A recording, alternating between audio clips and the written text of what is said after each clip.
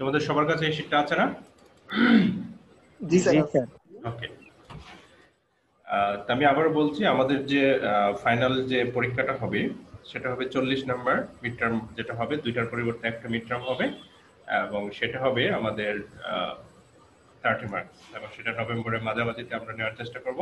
এর আগেই হয়তো আমাদের সিলেবাস শেষ হয়ে যাবে। আর সবাই ক্লাস অ্যাটেন্ড করতে হবে নিয়মিত। ক্লাস না করলে তোমরা কোর্ডিনেট জিওমেট্রিতে কিছু বুঝতে পারবে না। আচ্ছা, এখন আমরা যে টপিকসটা আজকে আলোচনা করব এটা হলো আমাদের প্রথম টপিকস, সেটা হলো কোঅর্ডিনেটস। এটা তোমরা ইন্টারমিডিয়েটে অলরেডি পড়ে আসছো, তারপরে আমরা বেসিকটা এখানে একটু হালকা ক্রিয়া করে নিয়েছি। এটা তোমরা জানো যে কোঅর্ডিনেটস কিভাবে একটা বিন্দুর অবস্থান নির্ণয় করতে হয়, তোমরা অলরেডি এটা পড়ে আসছো। অর্থাৎ কার্টেসিয়ান স্থানাঙ্ক সম্পর্কে তোমাদের আইডিয়া আছে অলরেডি।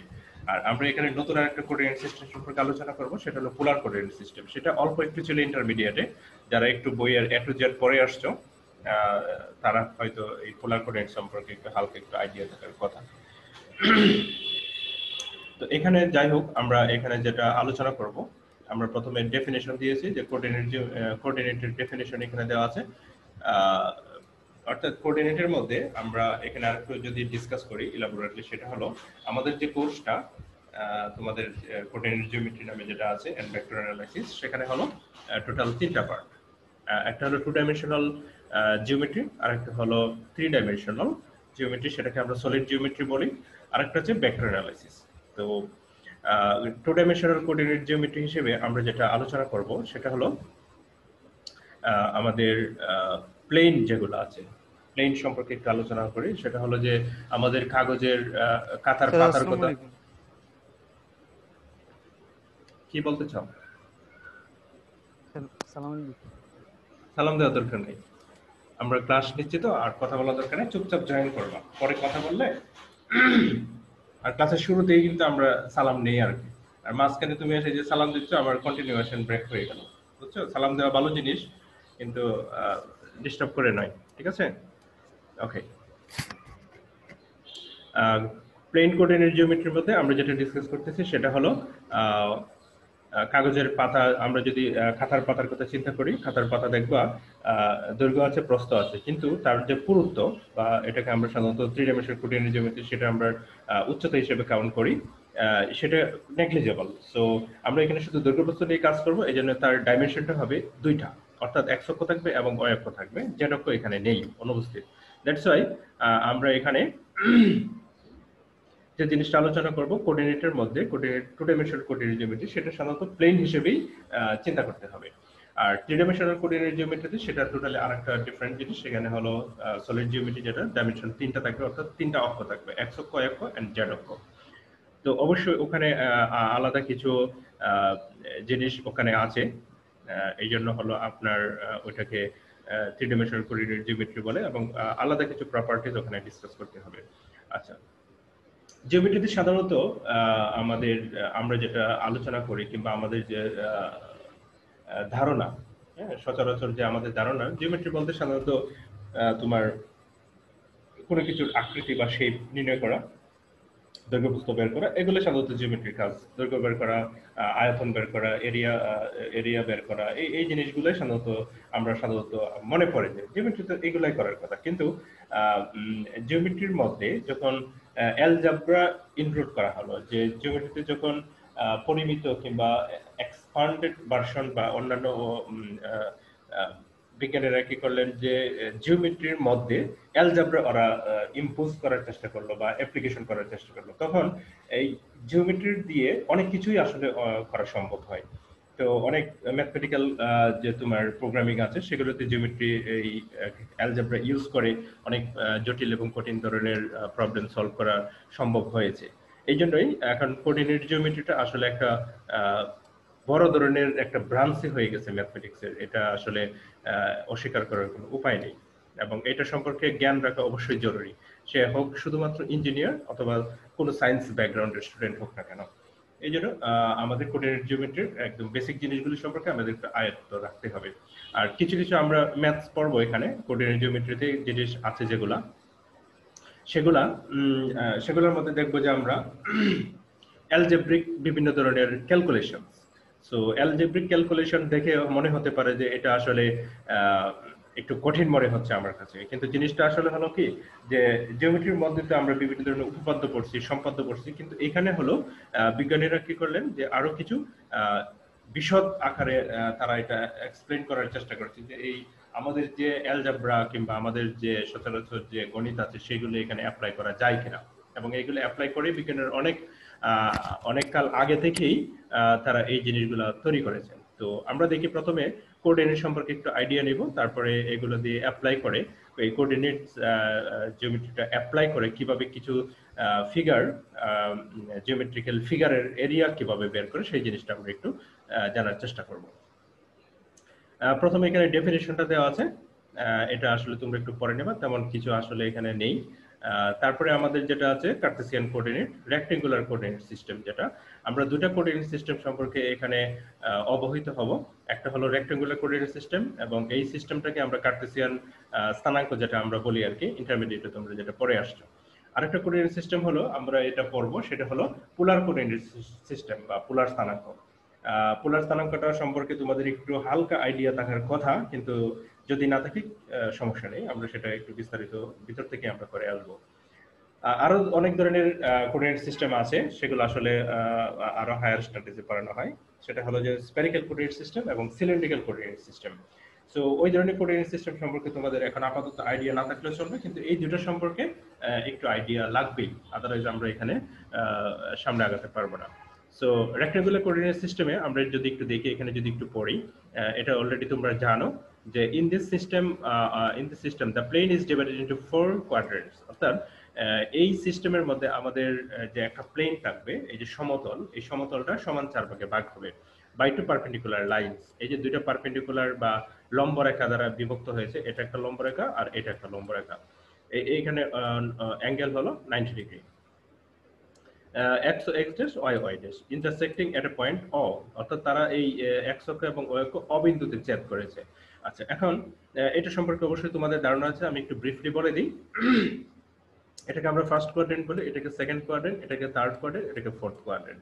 এবং the line which is horizontal to the, তোমার যে ভূমির সাথে যেটা হরিজন্টাল সেই লাইনটাকে আমরা বলি x অক্ষ, এবং the line which is perpendicular to the x axis is called the y axis। অর্থাৎ x অক্ষের সাথে যে লাইনটা লম্ব সেটাকে আমরা y অক্ষ বলি। এটা দেখো x অক্ষের সাথে লম্ব। এবং the point intersecting the Axis, এই যে পয়েন্টটাকে ইন্টারসেক্ট করেছে এই পয়েন্টটাকে আমরা বলি অরিজিন বা মূল বিন্দু। আর যে কোনো বিন্দুর অবস্থান বের করতে হলে আমাদের সাধারণত অরিজিন থেকেই যাত্রা শুরু করতে হবে, ঠিক আছে? এখন তোমরা এটা অলরেডি জানো যে অরিজিন থেকে x অক্ষের ডান দিকে গেলে x এর ভ্যালু পজিটিভ হয়। এই যে দেখো এখানেও পজিটিভ, এখান থেকে যদি আমি ডান দিকে যাই এই যে x এর ভ্যালু এখানে পজিটিভ, অর্থাৎ এই কোঅর্ডিনেটে x এর ভ্যালু পজিটিভ, ফার্স্ট কোঅর্ডিনেটে x এর ভ্যালু পজিটিভ। আবার অরিজিন থেকে যদি আমি বাম দিকে যাই তাহলে আমার এই যে এইখানে x এর ভ্যালু নেগেটিভ হয়ে যাবে, এখানে x এর ভ্যালু নেগেটিভ হয়ে যাবে। আবার অরিজিন থেকে যদি আমি উপরের দিকে যাই তাহলে দেখো y অক্ষের ভ্যালু পজিটিভ, এই কোঅর্ডিনেটে পজিটিভ, এই কোঅর্ডিনেটে পজিটিভ। নিচের দিকে গেলে এই কোঅর্ডিনেটে নেগেটিভ, এই কোঅর্ডিনেটে নেগেটিভ। এখন আমি যদি এই বিন্দুতে একটা বিন্দু নেই, এই অবস্থানে একটা বিন্দু নেই, মনে করো সাপোজ এটা pxy, তাহলে এই বিন্দুর অবস্থানটা আমি এখানে কিভাবে এটা বের করবো বা কিভাবে যাব, এটা তোমরা অলরেডি অবশ্যই জানো যে এই বিন্দুতে যেতে হলে আমার অরিজিন থেকে যাত্রা শুরু করতে হবে, এখানে যাব, এখান থেকে আমি এই উপরে যাব। তাহলে এই অরিজিন থেকে x অক্ষ বরাবর যে দৈর্ঘ্যটা গেলাম এটা হবে x, কারণ এই যে এই প্রথমটা দেওয়া আছে x, আর এই দৈর্ঘ্যটুকু এটা হলো y অক্ষ বরাবর, আমি এই যে y অক্ষ বরাবর গেলাম, এই জন্য এটা দৈর্ঘ্য হবে y। আর এই যে বিন্দুটা আমি লিখলাম একটা একটা ফার্স্ট ব্র্যাকেট দিয়ে, এই প্রথম যে আমি এন্ট্রি বা যে সংখ্যাটা আমি এখানে লিখবো সেটাকে আমরা বলবো ভুজ, বাংলায় বলে ভুজ আর ইংরেজিতে বলে অ্যাবসিসা। আর এখানে যে আমি সেকেন্ড যে এন্ট্রি বা আমি যে সংখ্যাটা লিখলাম সেটাকে আমরা বাংলায় বলি খুঁটি আর ইংলিশে বলে অর্ডিনেটস। এই কথাগুলো এই যে এখানে বিস্তারিত বলা আছে, এগুলো তোমরা পড়লেই বুঝতে পারবা। আচ্ছা, এখানে আর বলার মতো কিংবা জানার মতো কিছু নেই। আরেকটা জিনিস আছে যে অক্ষের উপর যখন কোনো স্থানাঙ্ক হবে, যেমন x অক্ষের উপর এখানে স্থানাঙ্ক, তখন x অক্ষের উপর যখন স্থানাঙ্ক হবে তখন y এর মান এখানে 0, y অক্ষের উপর যখন হবে তখন x এর মান 0। এই জিনিসগুলো একটু মাথায় রাখতে হবে। আচ্ছা, এগুলো তোমরা অলরেডি জানো, আমরা এখান থেকে একটু স্কিপ করে যাই। আর এখানে দেখো দুই বিন্দুর স্থানাঙ্ক, ডিসটেন্স বিটুইন টু পয়েন্টস, এখানে p মনে করে xyz, q এর একটা xyz, x2 y2 z2 আছে। এই দুটো বিন্দুর দূরত্ব আমরা এই সূত্র দিয়ে বের করব। এখন তিনটা দিয়েছি কারণ তিনটা অক্ষ যদি থাকে তখন তোমাকে এই ফর্মুলাটা ইউজ করতে হবে। এখন যেহেতু এখানে আমরা টু ডাইমেনশন নিয়ে কাজ করছি, তাহলে এই অংশটা থাকবে না। তাহলে এই দূরত্ব নির্ণয়ের সূত্র তোমরা ইন্টারমিডিয়েটে অলরেডি পড়ে আসছো, এটা বোঝানোর কিছু নেই। সেকশন রেশিও তোমরা অলরেডি ইন্টারমিডিয়েটে পড়ে ফেলছো। সেকশন রেশিও যে মনে করো এখানে একটা বিন্দু আছে, এখানে একটা বিন্দু, এটা যদি পি হয় আর এটা যদি কিউ হয়, এই দুই বিন্দুর মাঝামাঝিতে আরেকটা আমি যদি বিন্দু নিই, এখানে মনে করো আর, এখানে যদি আর হয়, এই যে এই বিন্দুটা আর, এই যে এখানে আর, এই আর এক্স ওয়াই, তাহলে পি বিন্দু স্থানাঙ্ক এখানে যে দেওয়া আছে এক্স ওয়ান ওয়ান, আর কিউ বিন্দু স্থানাঙ্ক দেওয়া আছে এক্স টু ওয়াই টু। তাহলে আর বিন্দু স্থানাঙ্ক কি হবে, যদি এই যে এইখানে যে দৈর্ঘ্যটা দেখতে পাচ্ছ পি থেকে আর পর্যন্ত, এটা যদি এমন হয়, আর এইখান থেকে যে দৈর্ঘ্যটা দেখতে পাচ্ছ কিউ থেকে আর থেকে কিউ পর্যন্ত, এটা যদি m2 হয়,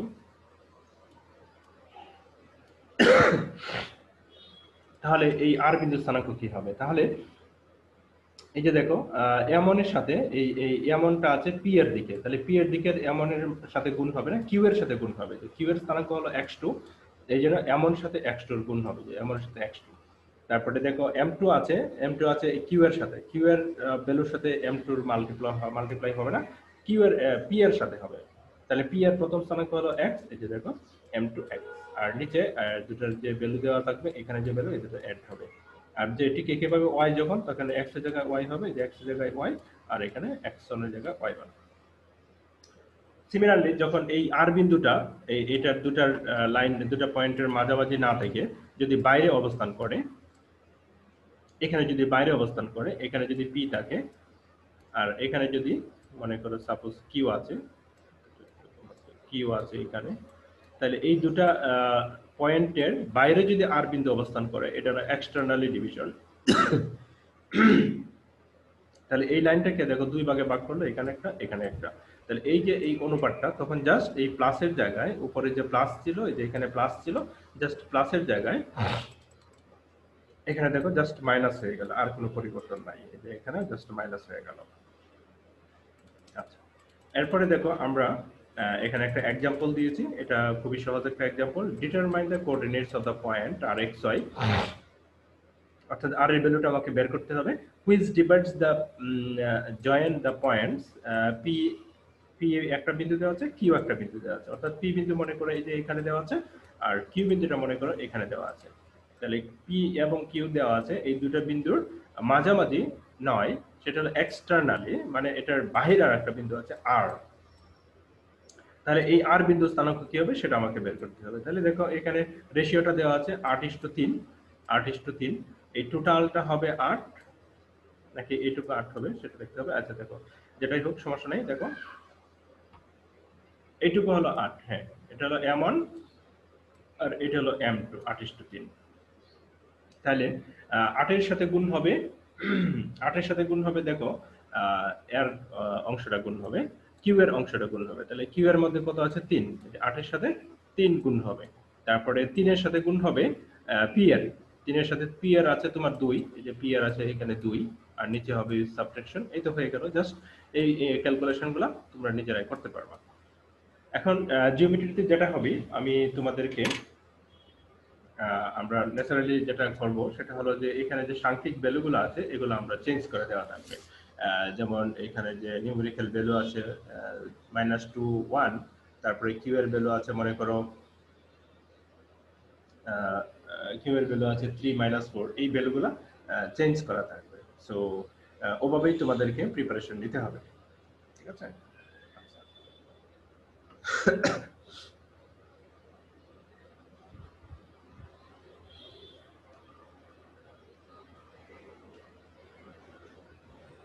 এরপর হলো এটা আশা করি সবার ক্লিয়ার হয়ে গেল। এখন আমরা যেটা আলোচনা করব সেটা হলো determine the area of a triangle. এটা এরিয়া অফ এ ট্রায়াঙ্গেল বের করতে হবে। এরিয়া অফ এ ট্রায়াঙ্গেল দেখো আমরা কিন্তু অলরেডি বের করতে জানি যে এরিয়া অফ এ ট্রায়াঙ্গেল বের করতে হলে, যেমন সেটা যদি আমার হয় রাইট ট্রায়াঙ্গেল হয়, তাহলে সেটার এরিয়া বের করতে কেমনে হয় সেটা আমরা জানি। রাইট ট্রায়াঙ্গেল হলে সেটা আমার হাফ ইন্টু বুম ইন্টু উচ্চতা দিয়ে বের করে ফেলি। আবার যদি সেটা বিষমবাহু ত্রিভুজ হয় তাহলে অর্ধ পরিসীমার দৈর্ঘ্য যদি জানা থাকে তাহলে তার এরিয়াটা হবে s into square root of s minus a s minus b into s minus c। ওই ফর্মুলা দিয়ে আমরা বের করতে পারি।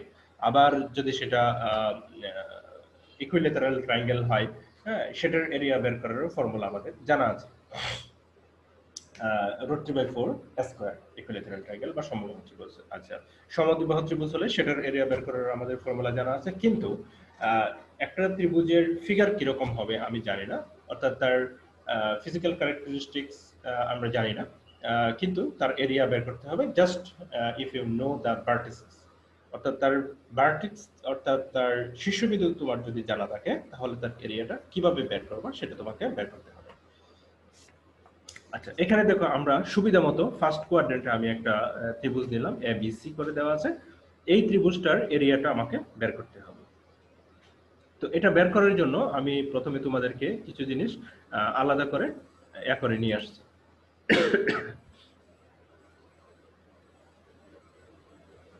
আরেকটা আমি স্ক্রিন শেয়ার করে নিচ্ছি হোয়াইট বোর্ডে। এখানে দেখো একদম সিম্পল জিনিস আমি এখানে ড্রয়িং করে নিচ্ছি, এবং এই জিনিসটা তোমরা যদি জানো তাহলে সুবিধা হবে। এখানে আমি ধরলাম আমি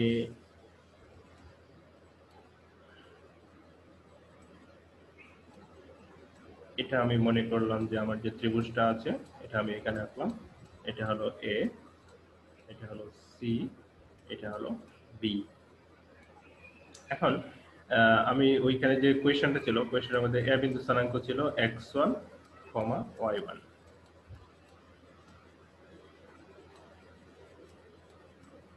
বি বিন্দুর স্থানাঙ্ক ছিল x2, y2। সি বিন্দুর স্থানাঙ্ক ছিল x3, y3। ওকে, যেহেতু এখানে অরিজিন থেকে আমার যাত্রা শুরু হবে, তাহলে আমি একটু জাস্ট তোমাদেরকে দেখিয়ে দিচ্ছি, এবং এটা কিভাবে করতে হবে সেই জিনিসটা আমি এটা হলো একটা জেনারেল ফর্মুলার মতো আমরা একটা ক্রিয়েট করব। তারপর এটা ইউজ করে বিভিন্ন ধরনের ফিগার থাকুক না কেন, এটা জাস্ট আমরা ত্রিভুজ দিয়ে জাস্ট জেনারেল একটা ফর্মুলা বের করে ফেলবো। তারপর আমরা সেই ফিগারটা ইউজ করে আমরা আমরা তার এরিয়াটা অন্যান্য ফিগারের এরিয়া বের করবো। যেমন সেটা হতে পারে সেটা তোমার ট্রায়াঙ্গেল, সেটা হতে পারে তোমার রেক্টেঙ্গেল, সেটা হতে পারে তোমার একটা হেক্সাগন, সেটা হতে পারে তোমার একটা পেন্টাগন, সেটা হতে পারে তোমার সেপ্টাগন, যে কোনো ফিগারের হতে পারে। তো ওই ফিগারগুলা যাই হোক না কেন, আমরা জাস্ট একটা জেনারেল ফর্মুলা এখন ক্রিয়েট করব। এই ফর্মুলাটা ইউজ করে জাস্ট আমরা যে কোনো ধরনের ফিগারের এরিয়া বের করব। আচ্ছা, দেখো এখন আমি যদি একটু ভিন্ন কালার নেই, এটা যদি নেই, যেমন মনে করো আমি এই এ বিন্দুতে যাব। এ বিন্দুতে যেতে হলে আমাকে দেখো এখান থেকে এখানে যেতে হবে, তারপর এখান থেকে উপরে উঠতে হবে। তাহলে এই যে দৈর্ঘ্যটুকু আমি গেলাম, এই দৈর্ঘ্যটুকু আমি বলতেছি যে x1, প্রথম যে x অক্ষ বরাবর গেলাম এটা হলো x1, আর এটা যেহেতু y অক্ষ বরাবর গেলাম আর এটা হবে y1। এটা কিন্তু আমাকে এই যে এখানে দেওয়া আছে, এই বিন্দুগুলো আমি এখানে বসালাম। তারপর বি বিন্দুতে যদি আমি এখানে যেতে চাই, যে এখানে যেতে চাই, তাহলে এখানে দেখো আমি প্রথমে যেতে হবে এই বি এর নিচ বরাবর, তাহলে এটা হয়ে যাবে যে x2, এটুকু দৈর্ঘ্য হয়ে যাবে x2। এখান থেকে আমি ঠিক উপরের দিকে যাব, এটা হয়ে যাবে y2।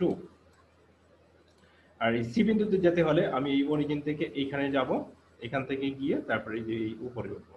তাহলে এইটুকুর যে দৈর্ঘ্য, এই যে থেকে এই যে এই পর্যন্ত দৈর্ঘ্য, এটা হবে x3, যে এখানে আমাকে দেওয়া আছে, এটা হয়ে যাবে x3। আর এই যে উপরের দিকে আমি উঠলাম, এটা হয়ে যাবে y3। ওকে, তাহলে দেখো এখানে এই ফিগারটাকে আমি আবার এখানে নতুন করে ড্রয়িং করব।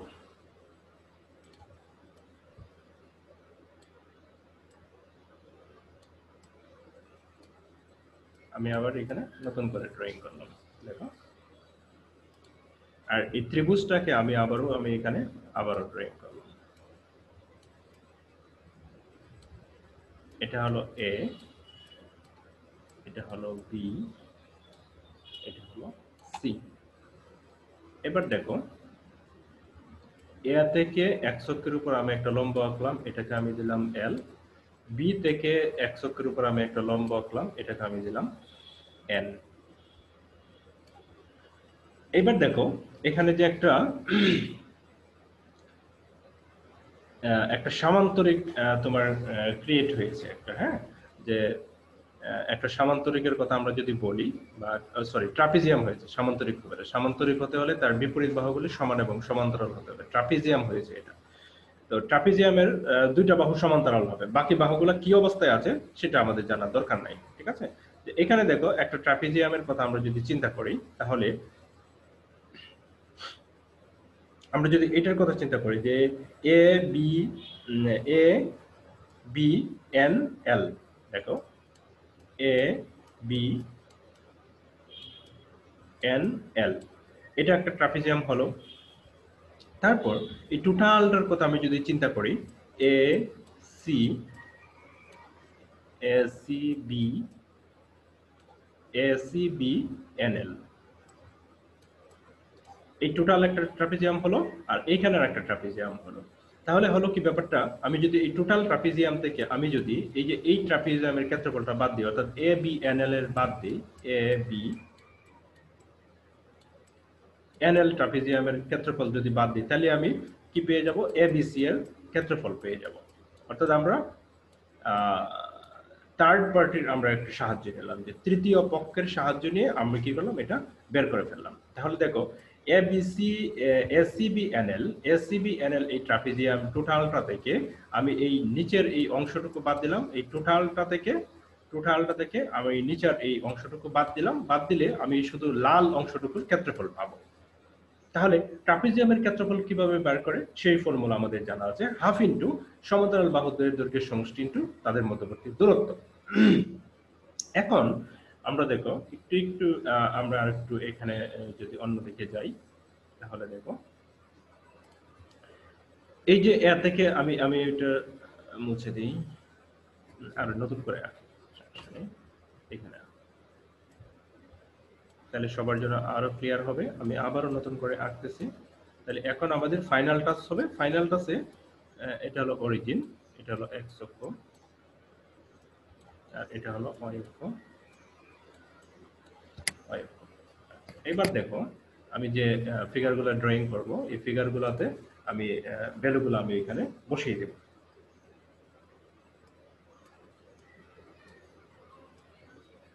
ওকে,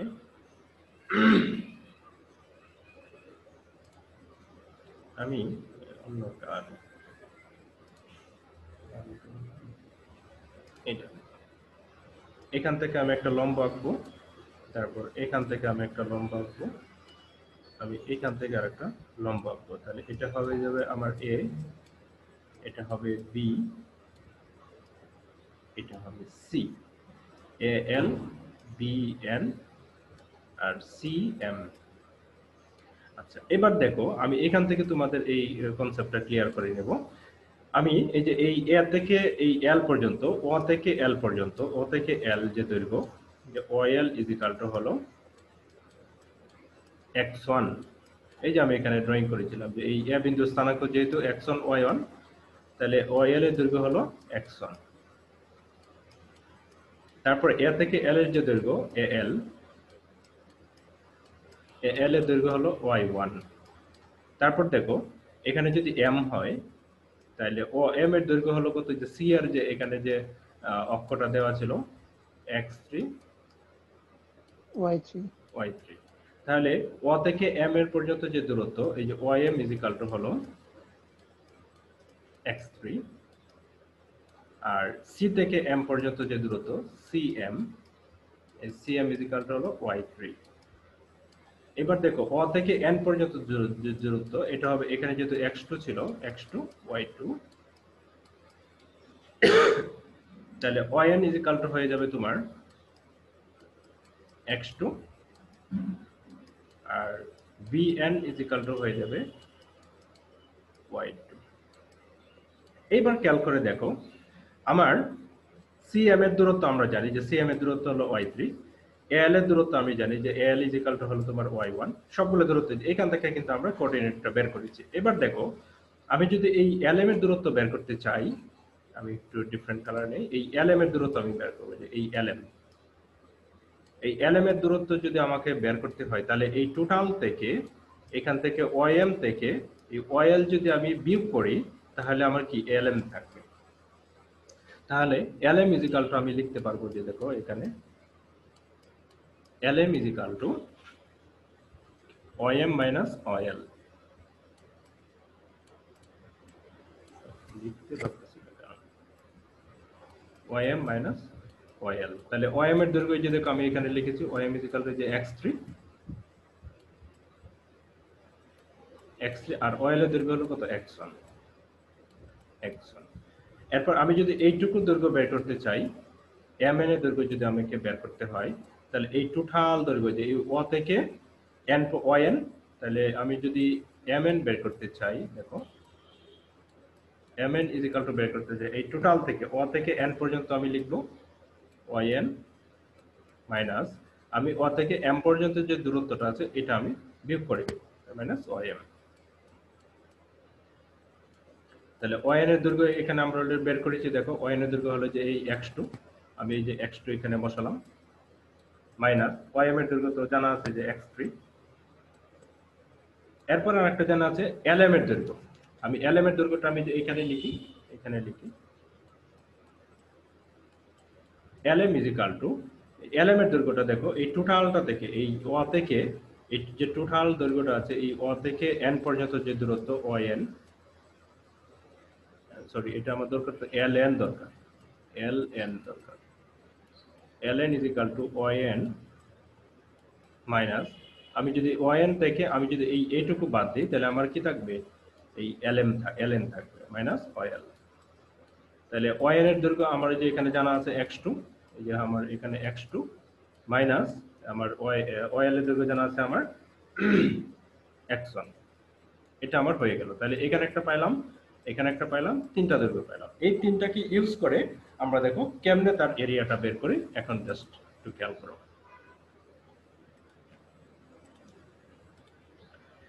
এখানে যে জিনিসগুলো আছে এই জিনিসগুলো নিজেদের মতো করে লিখবা। Hence the area of the triangle ABC is equal to area of the trapezium ALMC। area of the triangle ALMC, এখানে একটা যে তোমার ট্রাপিজিয়াম হলো এটা দৈর্ঘ্য লিখলাম, তারপরে area of the triangle trapezium CMNB, এখানে একটা ট্রাপিজিয়াম হলো, দুইটা ট্রাপিজিয়াম হলো।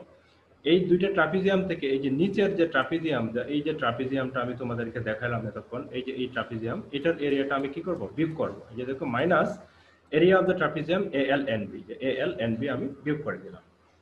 তাহলে এখানে যেহেতু দুইটা ট্রাপিজিয়াম হলো, তাহলে দুইটা ট্রাপিজিয়ামের ক্ষেত্রফলটা আমি এখানে যদি বসাই, দেখো ALMC ট্রাপিজিয়ামের ক্ষেত্রফল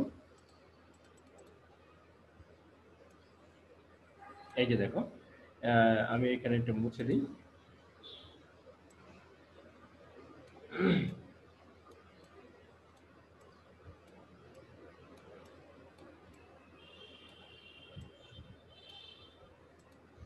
আচ্ছা দেখো ALMC ট্রাপিজিয়ামের ক্ষেত্রফল, যে ALMC এই ট্রাপিজিয়ামের ক্ষেত্রফল, তাহলে সমান্তরাল বাহুদ্বয়ের সমষ্টি, সমান্তরাল বাহু আছে যে এই দুটো AL প্লাস CM, এই যে AL প্লাস CM, তাদের মধ্যবর্তী দূরত্ব হলো যে LM, এই যে মধ্যবর্তী দূরত্ব LM প্লাস হাফ ইনটু হলো দ্বিতীয় ট্রাপিজিয়াম হলো CMNB, দ্বিতীয় ট্রাপিজিয়াম CMNB, এদের সমান্তরাল বাহু আছে এইটা এবং এইটা। তাহলে এই যে CM প্লাস BN, এই যে CM প্লাস BN তাদের মধ্যবর্তী দূরত্ব হলো MN, এই যে মধ্যবর্তী দূরত্ব MN মাইনাস হাফ ইনটু এই যে নিচের টোটাল নিচের অংশটুকুর যে ট্রাপিজিয়াম আছে এটার এরিয়াটা আমরা বিয়োগ করে দিই, মাইনাস হাফ ইনটু এটার সমান্তরাল বাহু আছে এইটা এবং BN, AL প্লাস BN মধ্যবর্তী দূরত্ব হলো LN, এই যে মধ্যবর্তী দূরত্ব LN। এবার এই ভ্যালুগুলো জাস্ট আমরা এখানে বসালাম। দেখো AL এর দৈর্ঘ্য, তাহলে AL এর দৈর্ঘ্য দেখো আমরা জানি যে AL এর দৈর্ঘ্যটা হলো এখানে যদি x1 y1 ছিল, AL এর দৈর্ঘ্য যেহেতু y1, তাহলে AL এর জায়গায় y1 বসবে। CM এর জায়গায় যে এটা হলো y3 ছিল, তাহলে CM এর জায়গায় y3 বসবে।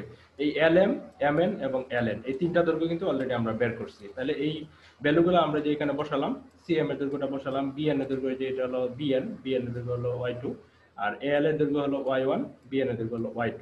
আর এই যে তিনটা দৈর্ঘ্য দেখো, এই যে LM এর জায়গায় বসছে x3 x1, MN এর জায়গায় বসছে x2 x3, LN এর জায়গায় বসছে x2 x1। এই তিনটা কোথায় ছিল?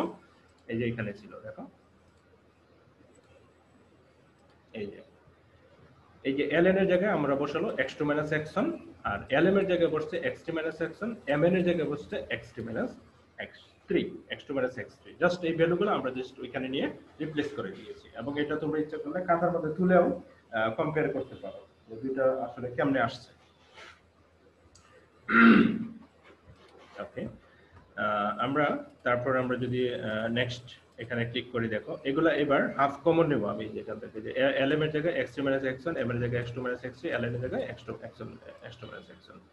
এবার এই সবগুলো থেকে হাফ কমন, এই যে সবগুলো থেকে হাফ কমন কমন নিয়ে এটার সাথে এটা গুণ করো, তারপর এটার সাথে এটা গুণ করো, তারপর এটার সাথে এটা গুণ করো, এটার সাথে এটা গুণ করো, এভাবে গুণ টুন করে তারপর কাটাকাটি করলে এরকম একটা সিম্পল ফরম্যাট দাঁড়াবে। তো সিম্পল ফরম্যাটটা দাঁড়ালে এটাকে আমরা আবার ডিটারমিনেন্ট ফর্মে লিখতে পারি। ডিটারমিনেন্ট ফর্মটা হলো এই যে হাফ ইনটু, যে এগুলাকে আমরা এভাবে লিখতে পারি যে x1 y1, এই যে দেখো x1 y1, তারপর x2 y3, এই যে x2 y3, তারপর আছে x3 y1, এই যে x3 y1, এরপরে নিচ থেকে এভাবে বিয়োগ করে উঠতে হয় x1 y3, তাহলে x1 y3 আছে এই যে মাইনাস, নিচ থেকে গুণ করে উঠলে নেগেটিভ হবে x3 y2, এই যে দেখো x3 - y2, তারপর আছে মাইনাস, এটা যেহেতু নিচ থেকে উঠতেছে তাহলে এটা হবে x2 y1, এই যে দেখো x2 y1। তার মানে এটাকে আমরা এভাবেও লিখতে পারি। এটা হলো যে কোনো একটা ট্রায়াঙ্গেলের এরিয়া বের করার সূত্র। তো এখানে একটা লক্ষণীয় বিষয় হলো এটা আমাদের মনে রাখতে সুবিধা হবে না, কিন্তু এই যে ডিটারমিনেন্ট ফর্মটা আছে এটা আমাদের মুখস্থ রাখতে সুবিধা হবে। এখানে একটা জিনিস লক্ষণীয় হলো যে একটু ভালো করে খেয়াল করলে দেখতে পাবা এখানে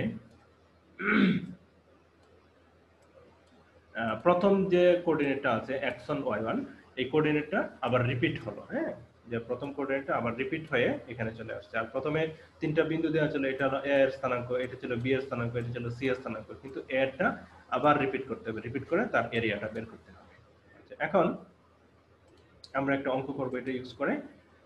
দেখো, find the area of a triangle whose vertices are, অর্থাৎ মনে করো একটা ত্রিভুজ আছে তার তিনটা যে ভার্টেক্স আছে এখানে a b c, এই বিন্দুগুলো এই যে এখানে দেওয়া আছে, এটা হলো 2 3, এটা হলো 5 7, এটা মনে করো -3 4। তার এই বিন্দুগুলো দিয়ে যে ত্রিভুজ উৎপন্ন হবে তার এরিয়া কত সেটা আমাকে ডিটারমাইন করতে হবে। তো প্রথমেই দেখো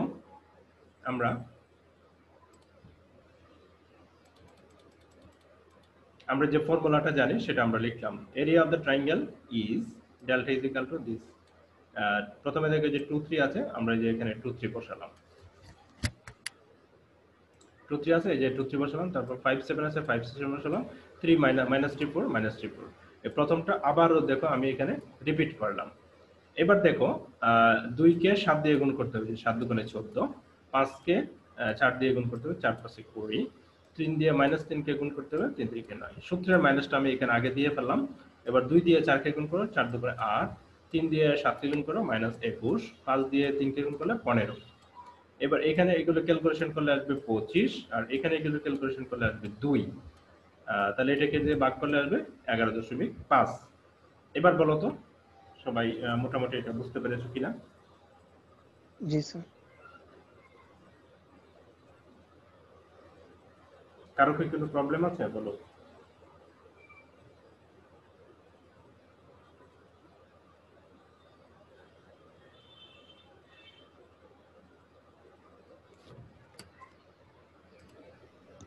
হ্যালো হ্যালো হ্যাঁ বলেন স্যার, শাকিল। 2 আর 3 এটা দুইবার লেখা। হ্যালো, হুম, হ্যাঁ স্যার, বলেন। হুম, হ্যাঁ আবার একটু বুঝান স্যার, একটু প্রবলেম হচ্ছে, বুঝতে কোথায় পারিনি, আমার নেট প্রবলেম ছিল তো। কোথায় প্রবলেম হয়েছে?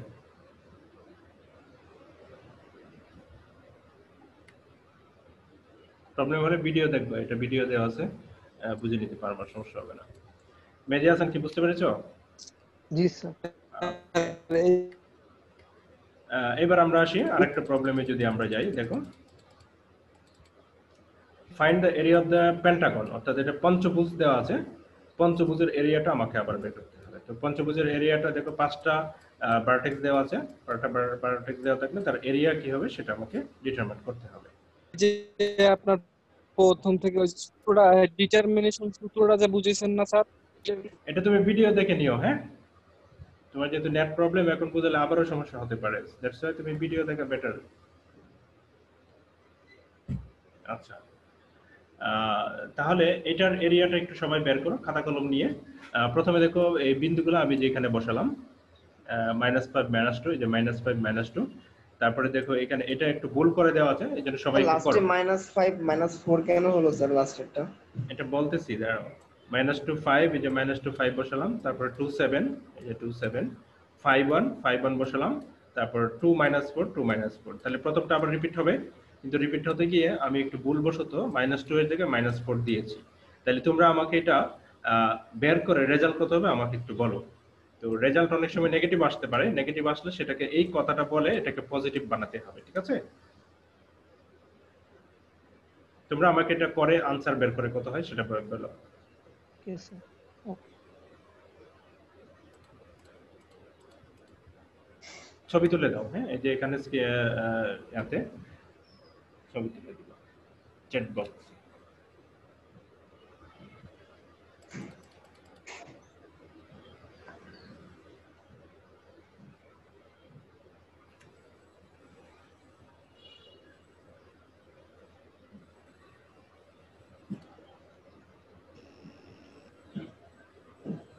স্যার স্ক্রিন চলে গেছে।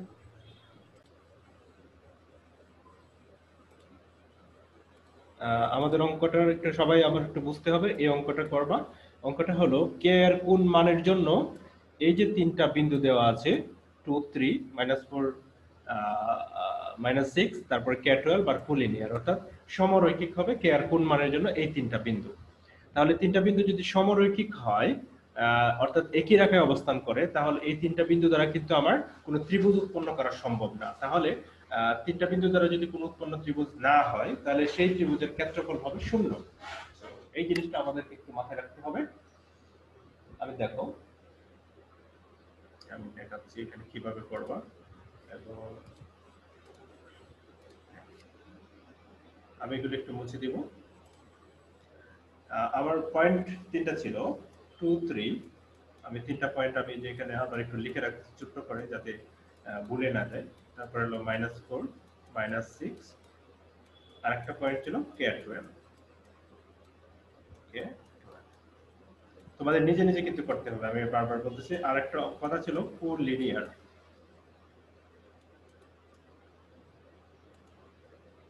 কোলিনিয়ার এই কথার অর্থ হলো তোমার সমরৈখিক। সমরৈখিক মানে একই রেখায় অবস্থিত। লেখা অবশ্যই একটু উল্টাপাল্টা হইতেছে,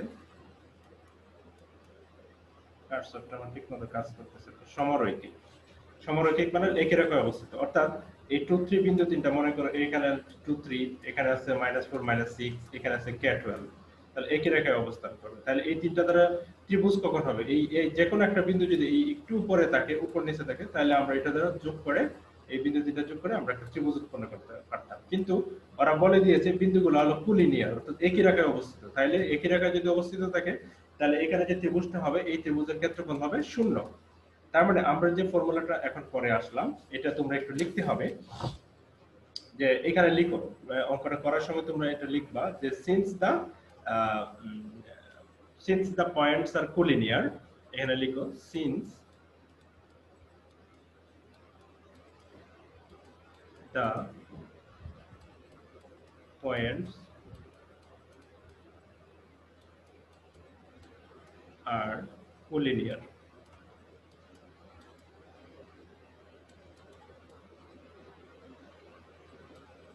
তারপর লিখবা হ্যান্স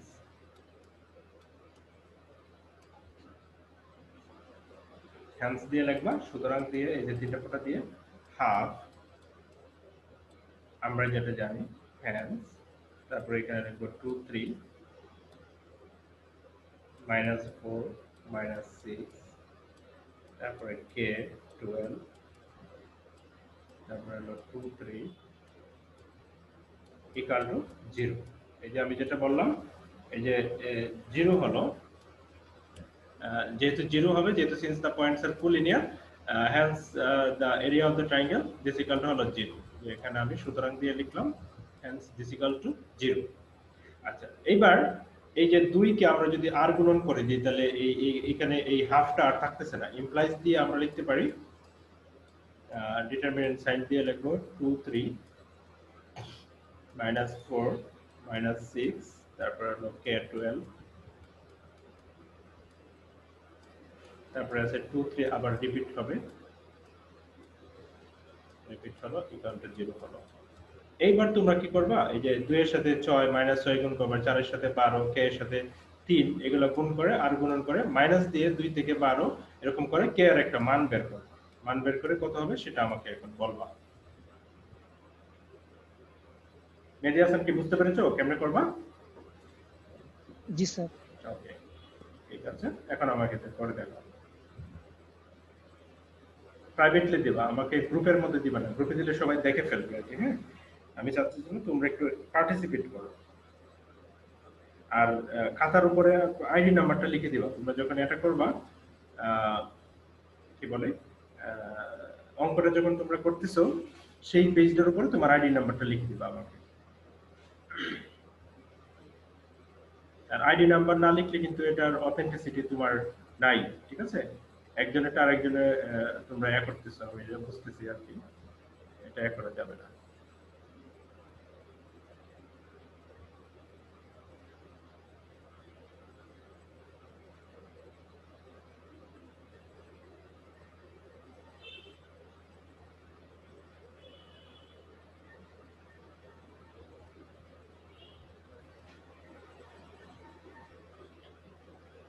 কে এর মান কত আসে সেটা ইয়া করে দাও, বের করে দাও।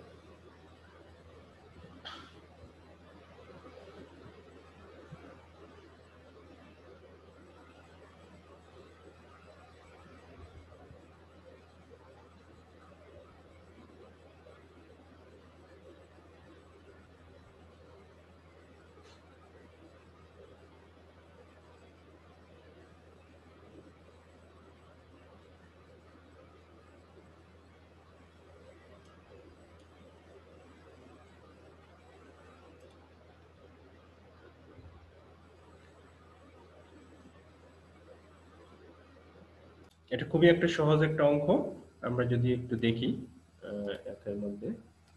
স্যার আপনার পার্সোনাল মেসেজ বক্সে দিব? নট নেসেসারি, আমি পরে দেখবো, আমি ক্লাস শেষে পরে তোমরা করে রাখো, দেখে নেবো। আমরা দেখো এই যে এখানে গুণ করে নিব, আমরা এখানে যদি গুণ করি, এই যে 2 কে 6 দিয়ে যদি আমরা পাঁচ ব্র্যাকেট দিয়ে করি, এখানে যদি লিখি খুব সহজেই এটা আমরা করতে পারবো। দেখো 6 দোকানে 12, তারপরে আছে 4 দিয়ে 12 কে গুণ করলে -48, তারপরে কে দিয়ে 3 কে গুণ করলে +3k, কাজ শেষ। এবার নিচ থেকে উপরে আমরা গুণ করব, তাহলে 2 দিয়ে 12 কে গুণ করলে 12 দোকানে 24, তারপরে কে দিয়ে -6 কে গুণ করলে -6k,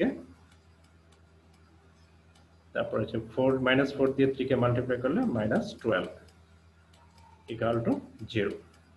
এবার এখানে আমার ভিতরে কিছু সিম্পলিফিকেশন করতে হবে, এখানে সিম্পলিফিকেশন করতে হবে। তাহলে এখানে যদি আমরা সিম্পলিফিকেশন করে দেখো তাহলে কত হবে, -12 আর -48, তাহলে -0 60, আর এখানে থাকতেছে +3k। তারপর এখানে দেখো 24 থেকে +12 চলে যাবে, তাহলে এখানে থাকবে +12, আর +12 কে মাইনাস দিয়ে মাল্টিপ্লাই করলে এখানে কে ছিল, কেটা দিয়ে নেই, -12, আর এখানে ছিল +6k ইকুয়াল টু 0। তাহলে 6k আর 3k আমরা যদি এডিশন করি তাহলে হবে 9k, আর এখানে দেখো -12 -60, তাহলে -72, আর এটা যদি ডান দিকে নিয়ে যাই তাহলে +72 হয়ে যাবে। এবার 2 দিয়ে 9 দিয়ে ভাগ করে দিলে 8 9 72, তাহলে k ইকুয়াল টু 8, শেষ। এটা হয়ে যাবে আমার आंसर। এবার আমরা পরবর্তী অঙ্কটার মধ্যে যাব। পরবর্তী অঙ্কটাতে যেতে হলে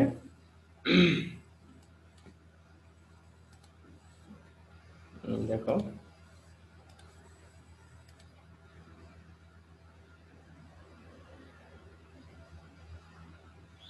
এই অঙ্কটা আমরা একটু করব, এটা আমি তোমাদেরকে জাস্ট একটু দেখিয়ে দিব কিভাবে করতে হবে, তারপর আমরা আসলে এই অঙ্কটা নিজেরাই একটু করার প্র্যাকটিস করার চেষ্টা করব। তাহলে পয়েন্টগুলো আমি আবারও বলছি যে পয়েন্টগুলো তোমরা নিজেরা একটু এখান থেকে তুলে নাও। এবিসিডি পয়েন্টগুলো, এটা হলো এ এর মান, এটা বি এর মান, সি এর মান, ডি এর মান, এই পয়েন্টগুলো, এবং এই যে শর্ত একটা দেওয়া আছে এই শর্তটা আমাকে তুলে নিতে হবে। তারপর আমরা প্রশ্নটা পড়বো, পড়ে অঙ্কটা করার চেষ্টা করবো। তোমরা এই পয়েন্টগুলো আগে একটু তুলে নাও খাতার মধ্যে।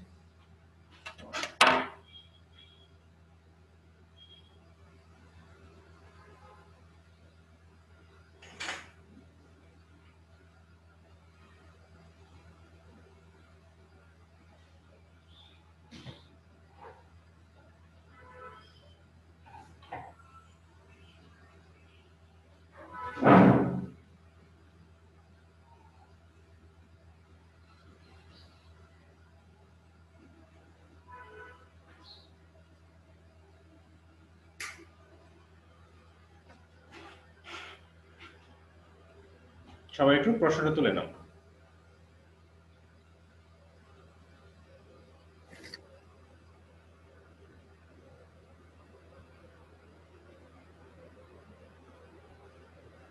আর এইমাত্র কি বললেন আমি শুনতে পাই নাই, নেট ছিল না তো, আরেকবার বলবেন প্লিজ। এই 4টা পয়েন্ট তুলে নাও, এই যে এখানে শর্ত সহ 4টা পয়েন্ট আছে, আমি 2 নম্বর অঙ্কটার জন্য মার্ক করে দিয়েছি, এটা তুলে নাও খাতার মধ্যে।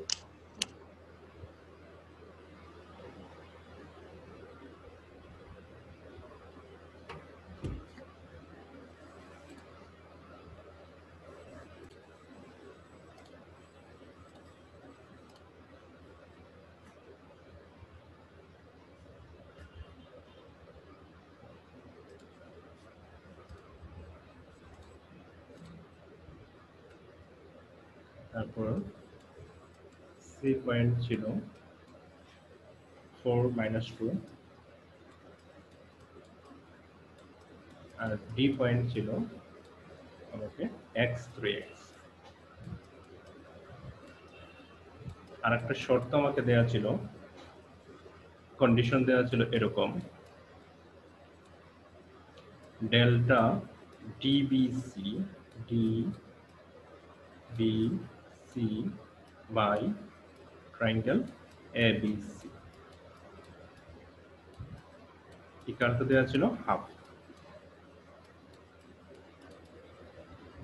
ওকে, এবার আমরা একটু কোয়েশ্চেনটা একটু পড়ার চেষ্টা করি।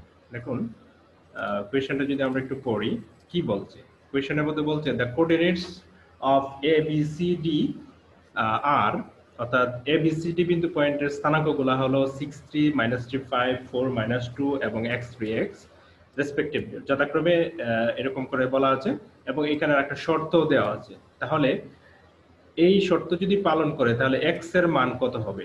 এই যে এখানে x ডি বিন্দুর যে x এর মানগুলো দেওয়া আছে, তার মান কত হবে সেটা আমাকে বের করে দেখাতে হবে। তো সেটার মান আসবে 11/2। আমরা দেখি বের করতে পারি কিনা। ওকে, আমরা বের করতে চাচ্ছি, দেখি। আমরা প্রথমে এই যে শর্ত যেটা দেওয়া আছে, আমরা প্রথমে এই শর্তটাকে কাজ করার চেষ্টা করব। ডিবিসি, তারপরে দেওয়া আছে এবিসি। তো দেখেন, আমরা প্রথমে এই ডিবিসি এর এরিয়াটা বের করব, তারপর এবিসি এর এরিয়া বের করে এই শর্তের মধ্যে বসিয়ে দিব। বসিয়ে দেওয়ার পরে আমার এখান থেকে x এর মান বেরিয়ে আসবে। তাহলে আমি জাস্ট একটু ধরিয়ে দিচ্ছি, আপনাদের নিজেটা করতে হবে।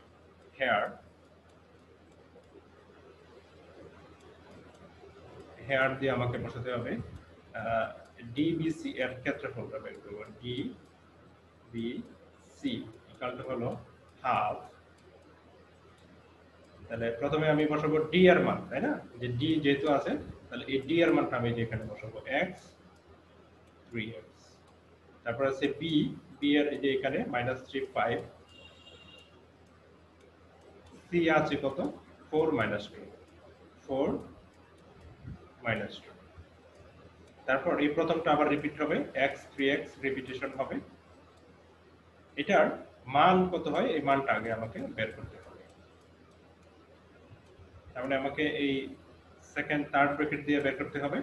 আমি x দিয়ে 5 কে গুণ করলে 5x মাইনাস মাইনাসে প্লাস 3 এখানে 6, তারপরে হলো 4 দিয়ে 4x, 4 দিয়ে 4 3x কে গুণ করলে হবে 12x,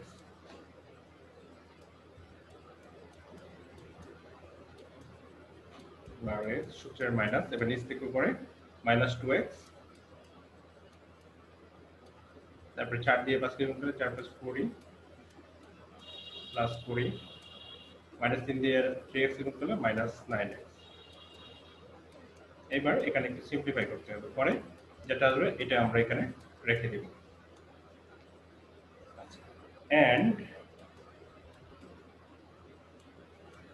ট্রায়াঙ্গেল ABC এর মানটা আমরা বের করব, ABC। তাহলে ABC এর মানটা আমরা যদি বের করতে চাই তাহলে হাফ দিয়ে আমরা সূত্রটা বসাবো। তাহলে A এর মানটা হলো, দেখুন এখানে আছে 6 যে 6 3, B এর মান আছে -3 5 -3 5, C এর মান আছে 4 -2 4 -2, তারপর A এর মানটা আবার রিপিট, তারপর হলো 6 3, বাস এখানে একটা ভ্যালু আসবে। What is this? এটা নিজেরা বের করো, যেটা বের করে বলো কত আসে, আমি এখানে লিখে দিব। ঠিক আছে, মেহেদী হাসান বের করো, তবে অন্যরা ক্যালকুলেশন করে বের করো কত হয়। Sir hello. আচ্ছা, এখানে দেখো putting the values in the condition, given condition যেটা আছে, কন্ডিশনের মধ্যে আমি যে ভ্যালুগুলো বসাইলাম 14x - 7, এই যে ডিবিসি এর জায়গায় যে 14x - 7 বসালাম, আর ট্রায়াঙ্গেল ABC যেটা আমি দেখতে পাচ্ছি এটার ভ্যালু পেয়েছি 24.5, এই যে নিচে আমি 24.5 বসালাম, আর ডান পাশে আমার হাফ ছিল, এই যে হাফটা আমি যে ডান পাশে বসালাম। তারপর আর গুণন করব, তাহলে আর গুণন করে এদিক সেদিক করে x এর মান কত আসে সেটা আমাকে ফাইনালি বলতে হবে। x এর মান আসবে 1.37 11/8, পয়েন্টে আসবে না, ডিভাইসের ক্যালকুলেটরে ক্লিক করো, দেখবা 11/8 আসবে।